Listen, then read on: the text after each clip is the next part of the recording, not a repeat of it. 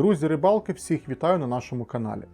В этом видео я хочу показать, наверное, один из самых лучших, самых надежных способов, как привязать монолеску или плетенку к шпуле катушки.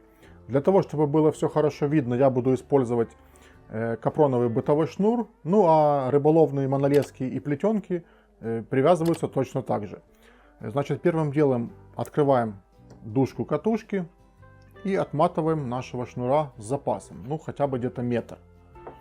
Запас нам это пригодится. Теперь берем где-то посередине и шнур заводим за шпулю. И свободным концом делаем вокруг шпули один оборот. Вот так.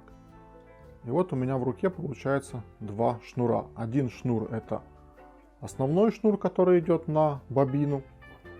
А второй шнур это свободный конец. И вот этим свободным концом нам необходимо сделать вот такой вот загиб. Вот, и получается петелечка. Все это удерживаем пальцами вот здесь. И теперь наша задача свободный конец пропустить через петлю где-то 5 раз.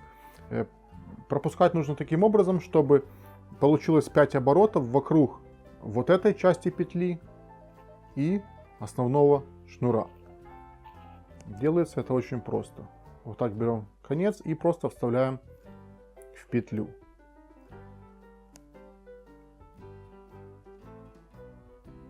Вот. Один. Два и так далее.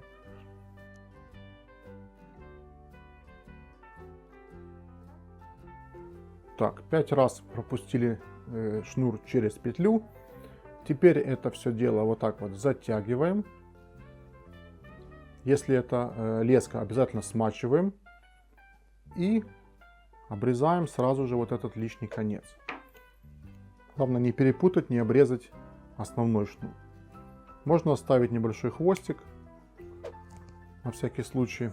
Так, обрезали. И теперь просто берем за основной шнур одной рукой и другой рукой берем катушку и просто тянем. Для того, чтобы такой узел хорошо затянулся, ну то есть более легко, чтобы он затянулся, лучше всего фрикцион максимально ослабить. И тут немного помогаем пальцами, чтобы узел уперся в шпулю. Вот и все. Очень надежно.